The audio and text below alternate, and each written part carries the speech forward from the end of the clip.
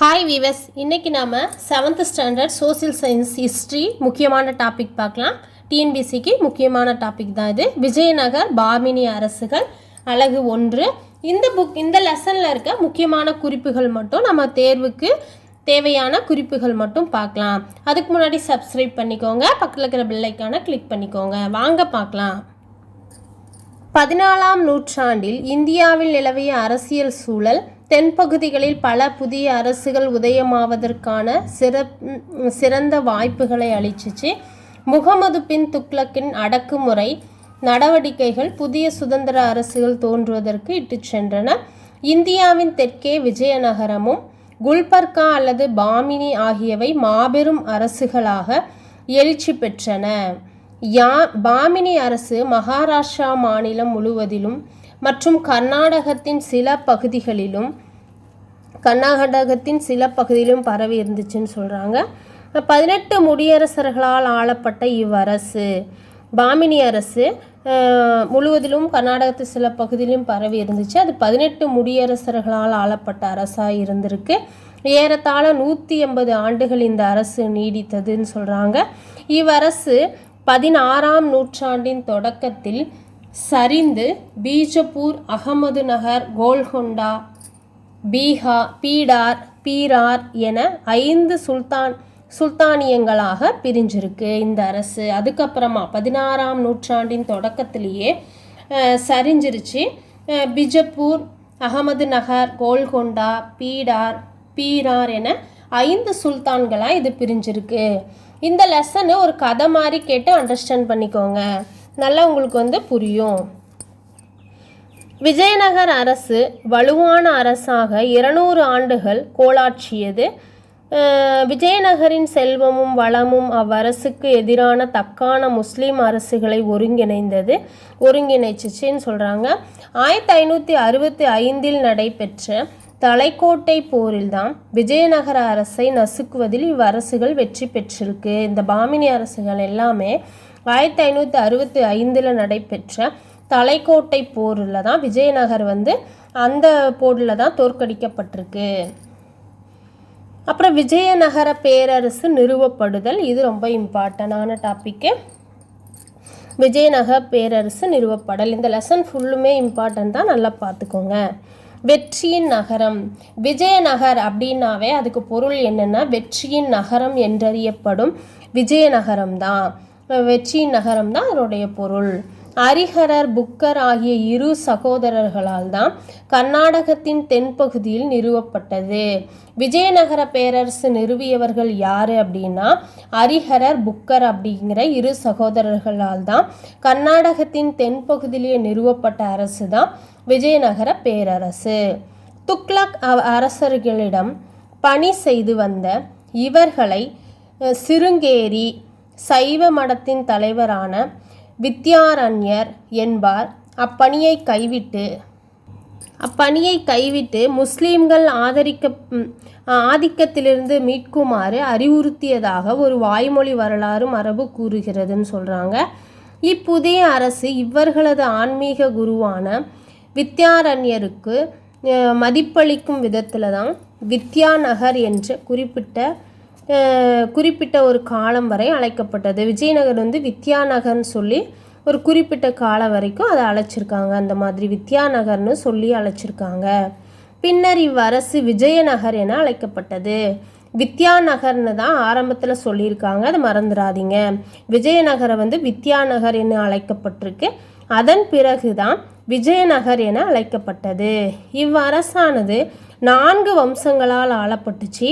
4 அரச மரபுகளால் ஆளப்பட்டிருக்கு. சங்கம வம்சம் அப்படின்னா சங்கம வம்சத்தில் வர அரசர் யாருன்னா 2ஆம் தேவராயர் வரது தான் சங்கம வம்சம். அது 1336 1485 வரை. அடுத்தது சாளுவ வம்சம், இது 1485 1505 வரை. அதுக்கப்புறம் இதில் சாளுவ நரசிம்மர் தான் இது ஆண்டிருக்கார். இந்த வம்சத்தில் இருந்த அரசர் சாளுவ நரசிம்மர். அப்புறம் துளுவ மரபு வருது. அந்த துளுவ வம்சத்தில் 1505 1570 வரைக்கும் துளுவ வம்சம் அரசு நடைபெற்றிருக்கு. அதில் தான் வந்து கிருஷ்ணதேவராயர் வராரு. துளுவ வம்சத்தின் அரசர் கிருஷ்ணதேவராயர். கிருஷ்ணதேவராயர் எந்த வம்சத்தை, அரச வம்சத்தை சார்ந்தவர், மரபை சார்ந்தவர் அப்படின்னா துளுவ வம்சத்தை சேர்ந்தவர். அடுத்தது ஆரவீடு. 1570லேருந்து 1646 வரைக்கும் ஆரவீடு அரச மரபு தான் அளப்பட்டிருக்கு. அது ஆரவீடில் வந்து திருமலை தேவராயர் தான் அந்த அரச வம்சத்தின் அரசராக இருந்திருக்காரு. இதெல்லாம் நல்லா நோட் பண்ணிக்கோங்க. Next Hariharar Booker. விஜயநகர அரசர்கள், பாமினி சுல்தான்கள், ஒடிசாவை சேர்ந்த அரசர்களிடையே மோதல்கள் ஏற்பதற்கு கிருஷ்ணா துங்கபத்ரா நதிகளுக்கு இடைப்பட்ட செழிப்பான பகுதியும் கிருஷ்ணா கோதாவரி நதிகளுக்கு இடைப்பட்ட கழிமுக பகுதியுமே காரணமாக அமைஞ்சதுன்னு சொல்கிறாங்க. சங்கம வம்சத்தை சேர்ந்த முதல் 2 சகோதரர்களான ஹரிஹரர் புக்கர் தானே வந்து விஜயநகர பேரரசை தோற்றுவித்தவர்கள்னு பார்த்தோம். அவங்க வந்து என்ன வம்சத்தை சேர்ந்தவங்கன்னா சங்கம வம்சத்தை சேர்ந்தவர்கள். யாருன்னா ஹரிஹரர் புக்கர் ஆகியோரின் பெருந்துணிச்சலை இப்பகுதி அரசை அதிக வலிமை மிக்க பாமினி சுல்தானிடமிருந்து காப்பாற்றியது. அப்புறமா விஜயநகர அரசு உருவாக்கி 10 ஆண்டுகளுக்கு பிறகே பாமினி அரசு நிறுவப்பட்டது. விஜயநகர் வந்து அரசு உருவாகி 10 வருஷம் கழிச்சு தான் பாமினி அரசு நிறுவப்பட்டிருக்கு. அப்புறமா சங்கம வம்சத்தின் முடிவு. சங்கம வம்சத்தின் முடிவு கொடுத்துருக்காங்க. சங்கம வம்சம் தானே ஃபஸ்ட்டு விஜயநகருடைய அந்த அரசாங்கத்தில் சங்கம வம்சம் தான் ஃபஸ்ட்டு. அது எப்படி முடிவுக்கு வந்துச்சுன்னா, புக்கர் இயற்கை எய்திய போது பரந்த ஒரு நிலப்பரப்பை தன் மகன் 2ஆம் ஹரிஹரன் ஆள்வதற்காக விட்டு சென்றார். பாமினி அரசிடமிருந்து பெல்காம், கோவா ஆகிய பகுதிகளை கைப்பற்றியதே இவருடைய போற்றத்தகுந்த சாதனையாகும். இவருடைய மகன் 1ஆம் தேவராயர் ஒடிஷாவை சேர்ந்த கஜபதி வம்ச அரசர்களை தோற்கடித்தார். இவருக்கு பிறகு ஆட்சி பொறுப்பேற்ற 2ஆம் தேவராயர் யாருக்கு பிறகு அப்படின்னா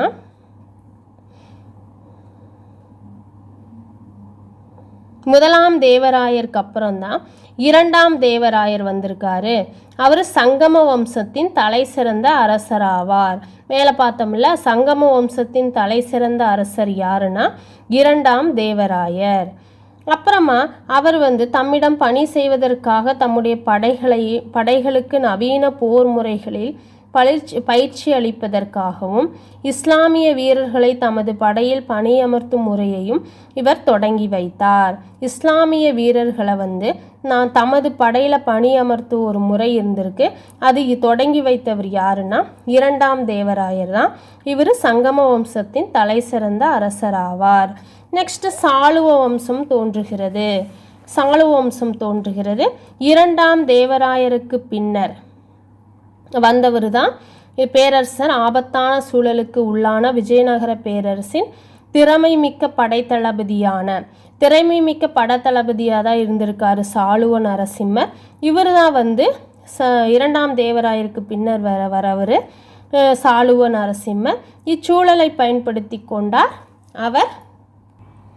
சாளுவ நரசிம்மர் தான் சங்கம வம்சத்தின் கடைசி அரசராக இருந்தவர். 2ஆம் விருபாக்ஷி ராயரை கொலை செய்துவிட்டு அதுக்கப்புறம் 2ஆம் தேவராயருக்கு அப்புறம் 2ஆம் விருபாக்ஷி ராயர் இருந்திருக்காரு. அவரை கொலை செய்துட்டார். யாருன்னா சாளுவ நரசிம்மர். ஏன்னா அவர் தான் வந்து அப்போ வந்து படைத்தளபதியாக இருந்திருக்கிறாரு. அவர் கொலை செய்துட்டு தம்மையே பேரரசராக அறிவித்து கொண்டவர் யாருன்னா தாளுவ நரசிம்மர். அவங்க மகனை கொலை செய்துட்டு இவரே அரசராக தன்னை அறிவித்து கொண்டார். யாருன்னா சாளுவ நரசிம்மர். ஆனால் அவருடைய மரணத்துக்கு அவரால் உருவாக்கப்பட்ட சாளுவ வம்சமும் முடிவுக்கு வந்தது. அவருடைய மரணத்துடன் சாளுவ நரசிம்மர் மரணத்துடனே அவர் உருவாக்கின சாளுவ வம்சமும் முடிவுக்கு வந்துச்சுன்னு சொல்கிறாங்க. அவருக்கு பிறகு திறமை மிகுந்த படைத்தளபதியான நரசநாயக்கர் அரியணையை கைப்பற்றி துளுவ வம்சத்தின் ஆட்சியை தொடங்கி வைத்தார். துளுவ வம்சத்தின் ஆட்சியை தொடங்கி வைத்தவர் யாருன்னா அவருடைய படைத்தளபதியாக இருந்த நரசநாயக்கர் தான் அரியணையை கைப்பற்றி துளுவ வம்சத்தின் ஆட்சியை தொடங்கி வைத்திருக்காரு. நரச நாயக்கர், துளு வம்சத்தை தொடங்கி வைத்தவர். நெக்ஸ்ட்டு கிருஷ்ணதேவராயர். கிருஷ்ணதேவராயர் தான் விஜயநகர பேரரசுகளே ரொம்ப இம்பார்ட்டண்டானவர், ரொம்ப முக்கியமானவர். இவர் துளுவ வம்ச அரசுகளுள் மிகவும் போற்றுதலுக்கு உரியவர் யாருன்னா கிருஷ்ணதேவராயர் தான் ஆவர். இவர் 20 ஆண்டுகள் ஆட்சி புரிந்திருக்காரு. அப்புறம் ஆட்சி பொறுப்பை ஏற்றவுடன் துங்கபத்ரா நதி பள்ளத்தாக்கு பகுதியில் சுதந்திரமாக செயல்பட்டு வந்த தலைவர்களை அடக்குவதே அவரின் முதற்கட்ட பணியாக இருந்திருக்கு. இம்முயற்சியில் வெற்றி பெற்ற பின்னர் குல்பர்காவை கைப்பற்றுவது அவரின் இரண்டாவது இலக்கானது. இச்சமயத்தில் பாமினி சுல்தான் முகமது ஷா அவருடைய அமைச்சரால் பதவி பறிக்கப்பட்டு சிறை வைக்கப்பட்டிருந்தார். கிருஷ்ணதேவராயர் அவரை விடுவித்து மீண்டும் அரியணையில் அமர வைத்தார். யாருன்னா முகமது ஷாவை. அப்புறம் மேலும் ஒடிசாவை சேர்ந்த கஜபதி வம்ச அரசர் அரசர் பிரதாபருத்ரனோடு போர் மேற்கொண்டார். யாரோடனா கஜபதி வம்ச அரசர் பிரதாபருத்ரனோடு போர் மேற்கொண்டிருக்காரு. சமாதானம் செய்து கொள்ள வேண்டுகோள் விடுத்து பிரதாபருத்திரன் தமது மகளை கிருஷ்ணதேவராயருக்கு திருமணம் செய்து தருவதாக கூறினார். இதனை ஏற்றுக்கொண்ட கிருஷ்ணதேவராயர் தாம் கைப்பற்றிய பிரதாபருத்திரனின் பகுதியை மீண்டும் அவருக்கே வழங்கினார். ஏன்னா தன்னுடைய மகளை கல்யாணம் பண்ணி கொடுத்ததுனால மறுபடியும் அது அவருக்கே கொடுத்துட்டாரு. மேலும் போர்ச்சுகீசிய பீரங்கி படை வீரர்களின் உதவியோடு கோல்கொண்டா சுல்தானை கிருஷ்ணதேவராயர் எளிதாக தோற்கடித்தார். பீரங்கி படை வீரர்களின் உதவியோட கோல்கொண்டா சுல்தானை கிருஷ்ணதேவராயர் எளிதாக தோற்கடித்தார். தொடர்ந்து பீஜப்பூர் சுல்தானிடமிருந்து ஜெய்சூரை கைப்பற்றினார். அப்புறமா சிறந்த கட்டட வல்லுநராக கிருஷ்ணதேவராயர் இருந்திருக்காரு. அதை பற்றி கொடுத்துருக்காங்க. கிருஷ்ணதேவராயர் மழைநீரை சேமிப்பதற்காக பெரிய நீர்ப்பாசன குளங்களையும் நீர்த்தேக்கங்களையும் உருவாக்கினார். இவர் தமது தலைநகரான ஹம்பியில் கிருஷ்ணசாமி கோயில், ஹசாரா ராமசாமி கோயில், விட்டலா சுவாமி கோவில் போன்ற புகழ்பெற்ற கோவில்களை கட்டினார். யார்னா கிருஷ்ணதேவராயர். போர்களின் மூலம் தாம் பெற்ற செல்வங்களை மிகப்பெரும் தென்னிந்திய கோவில்களுக்கு வழங்கி அதன் மூலம் கோவில்களின் நுழைவாயில்களில் கோபுரங்களை நிறுவியிருக்காரு. யார்னா கிருஷ்ணதேவராயர். அவரது பெயருக்கு புகழை சேர்க்கும் வண்ணம் அவை ராயகோபுரம் என அழைக்கப்பட்டது. அந்த கோபுரங்கள் எல்லாம் எப்படி அழைக்கப்பட்டிருக்கு அப்படின்னா ராயகோபுரங்கள் என அழைக்கப்பட்டது. இது இம்பார்ட்டன்ட். ராயகோபுரம் என அழைக்கப்பட்டன. அப்புறமா பெரும் படையொன்று உருவாக்கி அவர் பல வலிமை மிக்க கோட்டைகளை கட்டினார். அரேபியாவிலிருந்தும் ஈரானிலிருந்தும் பெரும் எண்ணிக்கையில் குதிரைகளை அவர் இறக்குமதி செய்தார். அவை கப்பல்கள் மூலம் மேற்கு கடற்கரையிலிருந்து விஜயநகர் துறைமுகங்களை வந்தடைந்தன. போர்ச்சுகீசிய அராபிய வணிகர்களுடன் அவர் சிறந்த நட்புறவை கொண்டிருந்தார். ஆனால் சுங்க வரிகள் மூலம் நாட்டின் வருமானம் அதிகரித்தது. அதனால்தான் சுங்க வரிகள் மூலமாக நாட்டின் வருமானம் அதிகரிச்சிருக்குது. எப்போனா கிருஷ்ணதேவராயர் காலத்தில். அப்புறம் இலக்கியம், கலை, கட்டடக்கலை எல்லாம் பரவுதல் எப்படி இருந்திருக்கு அப்படின்னா புரவலர். இலக்கியம், கலை, கட்டடக்கலையின் புரவலர். கிருஷ்ணதேவராயர் கலை இலக்கியத்தை ஆதரித்தார். கிருஷ்ணதேவராயர் எப்படின்னா கலை இலக்கியங்களை ஆதரிச்சிருக்கிறாரு. அஷ்டதிக் கஜங்கள் என்றறிந்த 8 இலக்கிய மேதைகள் அவரின் அவையை அலங்கரித்தனர். இது ரொம்ப ரொம்ப இம்பார்ட்டன்ட். அஷ்டதிக் கஜங்கள் என்றழைத்த 8 இலக்கிய மேதைகள் அலங்கரிக்கப்பட்ட அவை யாருடைய அவைனா கிருஷ்ணதேவராயர் அவை தான் அலங்கரிச்சிருக்காங்க. அவர்களுள் மகத்தானவர் அல்லசாணி பெத்தண்ணா. அந்த 8 பேர் இருந்தாங்கள்ல இலக்கிய மேதைகள், மகத்துவமானவர். அவர் இந்த 8 பேரில் யாருன்னா அல்லசாணி பெத்தண்ணா தான். மற்றொரு குறிப்பிடத்தக்க ஆளுமை யாருன்னா தெனாலிராமன் என்ற தெனாலி ராமகிருஷ்ணன் ஆவார். அப்புறம் தலைக்கோட்டை போரும் விஜயநகர் பேரரசின் வீழ்ச்சியும். தலைக்கோட்டை போரில் தான் விஜயநகர் பேரரசு வீழ்ச்சி அடைஞ்சிருக்கு. அது என்னன்னு பார்க்கலாம். கிருஷ்ணதேவராயரை தொடர்ந்து அவருடைய இளைய சகோதரர் அச்சுதராயர் ஆட்சி பொறுப்பேற்றார். கிருஷ்ணதேவராயருக்கு அப்புறம் யார் வந்திருக்காங்கன்னா அவருடைய இளைய சகோதரர் அச்சுதராயப்பர் தான் ஆட்சி பொறுப்பேற்றார். இவருடைய ஆட்சி காலத்திலும் இவருக்கு பின்னர் அரியணை ஏறிய முதலாம் வேங்கடர் காலத்திலும் முக்கிய நிகழ்வுகள் ஏதும் இடம்பெறவில்லைன்னு சொல்கிறாங்க. இவர்களுக்கு பின்னர் குறைந்த வயதை கொண்ட சதாசிவராயர் முடிசூட்டப்பட்டார்னு சொல்கிறாங்க. அப்புறம் பகர ஆளுநராக பொறுப்பேற்றிருந்த ராமராயர் பேரரசின் திறமை மிக்க தளபதியாக இருந்திருக்காரு. யாருன்னா பகர ஆளுநராக பொறுப்பேற்றிருந்த ராமராயர் பேரரசின் திறமை மிக்க தளபதியாவார். அப்புறம் சதாசிவராயருக்கு அரசு பதவி ஏற்கும் வயது வந்த பின்னரும் கூட அவரை பெயரளவிற்கு அரசாக வைத்து கொண்ட ராமராயரே உண்மையான அரசராக ஆட்சி புரிஞ்சிருக்காரு. இச்சமயத்தில் விஜயநகருக்கு எதிராக போர் புரிவதாக தக்கான சுல்தான்கள் ஓர் அணியில் திரண்டனர். அப்புறமா எதிரிகளின் கூட்டுப்படைகள் 1565 தலக்கோட்டை என்னுமிடத்தில் விஜயநகரை படைகளை எதிர்கொண்டன. ராட்சச தங்கடி அப்படின்னா தலைக்கோட்டை போர். ராட்சச தங்கடி என்றறியப்பட்ட இப்போரில் விஜயநகரம் தோற்கடிக்கப்பட்டது. இது எந்த வருஷம் நல்லா இம்பார்ட்டன்ட், 1565. தொடர்ந்து நகரம் கொள்ளையடிக்கப்பட்டதோடு பயங்கரமான மனித படுகொலைகளும் அரங்கேறியது. அனைத்து கட்டடங்களும் அரண்மனைகளும் கோவில்களும் அழியப்பட்டன. அழகிய சிற்பங்களும் நன்கு கலைநயம் மிகுந்த வேலைப்பாடுகளும் சேதப்படுத்தப்பட்டன. இறுதியாக விஜயநகர் பேரரசு அழிக்கப்பட்டது. எப்போன்னா தலைக்கோட்டை போரில் தான். அப்புறம் கிழக்கு கர்நாடகத்தின் இந்த பாக்ஸில் கிழக்கு கர்நாடகத்தில் துங்கபத்ரா நதியின் கரையில் உள்ள விஜயநகரம் இருந்த இடம் தற்போது ஹம்பி என அழைக்கப்படுகிறது. ஹம்பி சீர்குலைந்த இடுபாடுகளால் காணப்படுகிறது. யுனெஸ்கோ ஹம்பியை பாரம்பரிய சின்னமாக அறிவித்துள்ளது. நெக்ஸ்ட் இந்த மரபு முடிஞ்ச உடனே ஆரவீடு வம்சம் வருது. துளுவ வம்சம் முடிஞ்ச உடனே ஆரவீடு வம்சம்.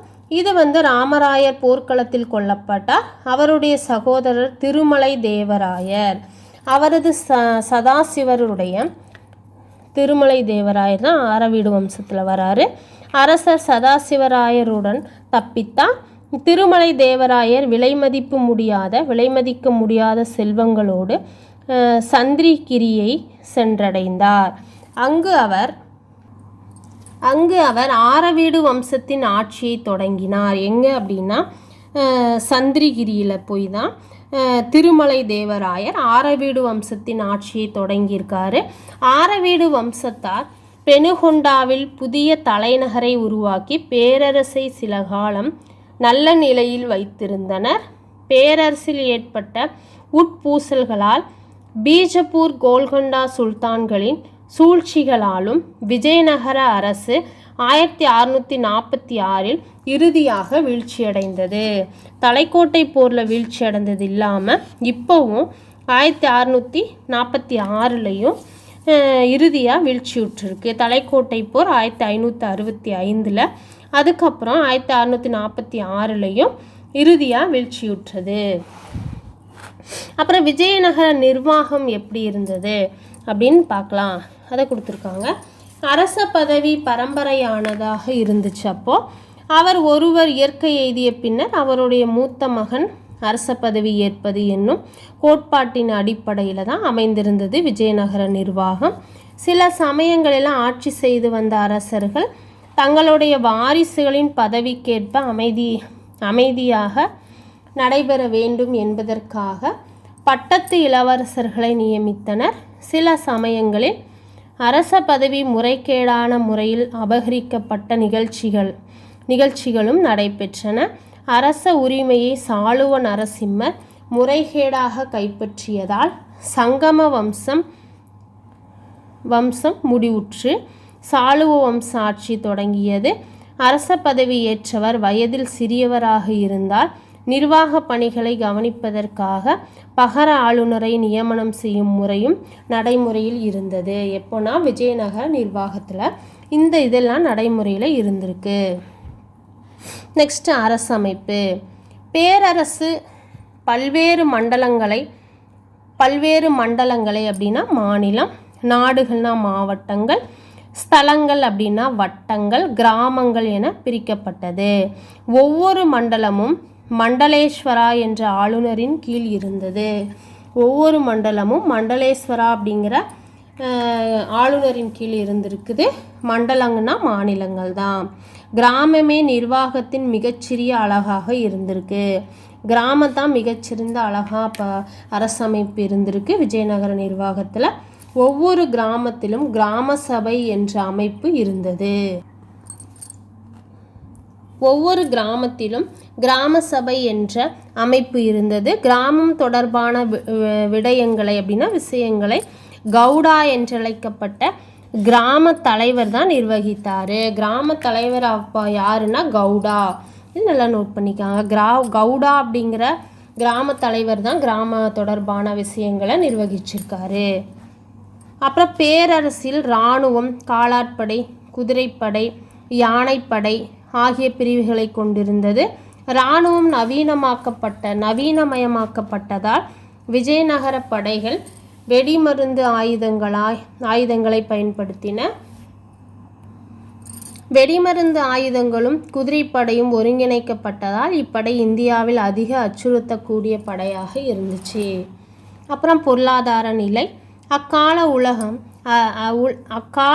உலகம் அறிந்திருந்த மிகவும் செல்வச் செழிப்பு மிக்க அரசுகளில் ஒன்றாக விஜயநகர பேரரசு திகழ்ந்தது. 15-16ஆம் நூற்றாண்டுகளில் பேரரசின் வருகை புரிந்த பல அயல்நாட்டு பயணிகள் தங்கள் பயண குறிப்புகளில் பேரரசின் செல்வம், மேன்மை குறித்து புகழாரம் சூட்டியுள்ளனர். விஜயநகர பேரரசர்கள் வராகன் என்னும் பெயரில் அதிக எண்ணிக்கையிலான தங்க நாணயங்களை வெளியிட்டனர். இது ரொம்ப இம்பார்ட்டன்ட். விஜயநகர பேரரசுகள் என்ன பெயரில் அதிக எண்ணிக்கையிலான தங்க நாணயங்கள் எந்த பெயரில் வெளியிட்டனர் அப்படின்னா வராகன். இது ரொம்ப இம்பார்ட்டன்ட், நோட் பண்ணிக்கோங்க.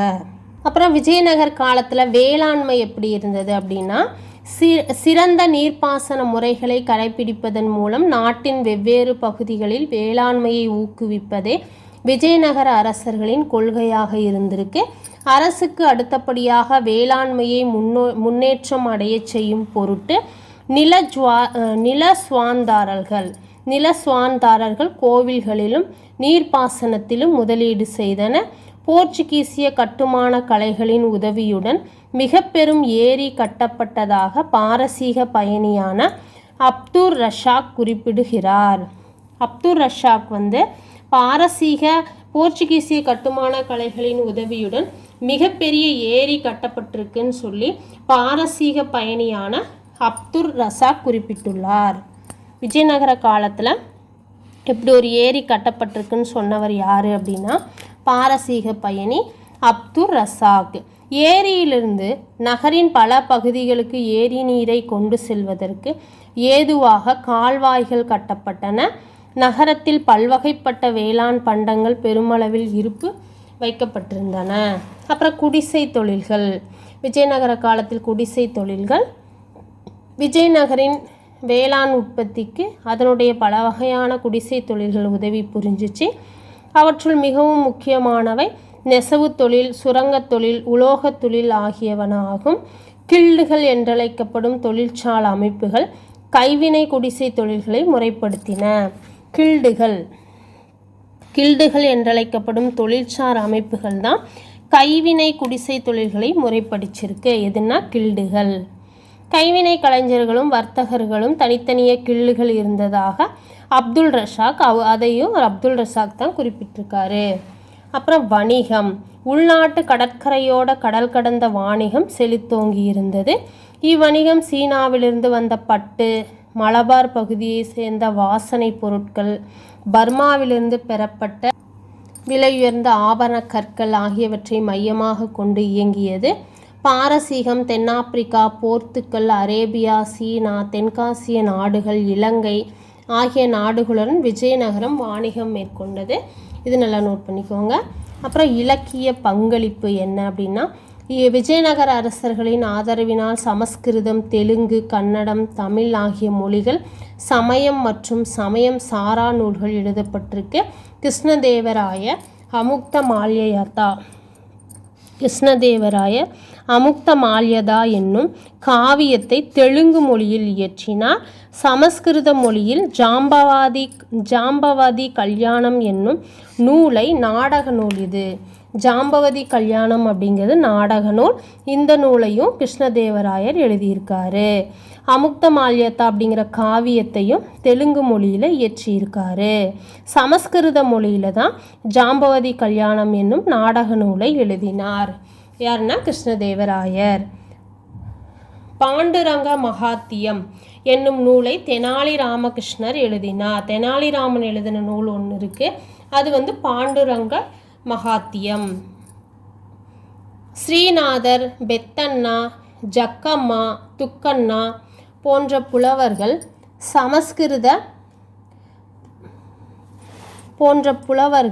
சமஸ்கிருத பிராகிருத மொழிகளில் எழுதப்பட்ட நூல்களை தெலுங்கு மொழியில் மொழியாக்கம் செய்தனர். இவங்கெல்லாம் மொழியாக்கம் செய்தவர்கள். அப்புறம் அமுக்தமால்யதா தெலுங்கு இலக்கியத்தின் தலைச்சிறந்த படைப்பாக கருதப்படுகிறது. இது பெரியாழ்வாரின் மகளான கோதை தேவியை பற்றியது தான் அமுக்தமால்யதா அப்படிங்கிற தெலுங்கு இலக்கியம். கடவுள் ரங்கநாதருக்கு அணிவிப்பதற்காக தொடுக்கப்பட்ட மாலைகளை அவருக்கு சூடுவதற்கு முன்பாக இவ்வம்மையார் சூடிக்கொள்வார். அமுக்தமால்யதா என்பதற்கு தான் அணிந்த பின்னர் கொடுப்பவர் என பொருள். அப்புறம் கட்டடக்கலைக்கு செய்த பங்களிப்பு என்ன அப்படின்னா, விஜயநகர அரசர்களின் கோவில் கட்டுமான நடவடிக்கைகள் ஒரு புதிய பாணியை உருவாக்கின. அது விஜயநகர பாணி என்று அழைக்கப்பட்டிருக்கு. ஏன்னா விஜயநகர அரசர்கள் கோவில் கட்டுமான நடவடிக்கைகளில் ஒரு புதிய பாணியவே உருவாக்கியிருக்காங்க.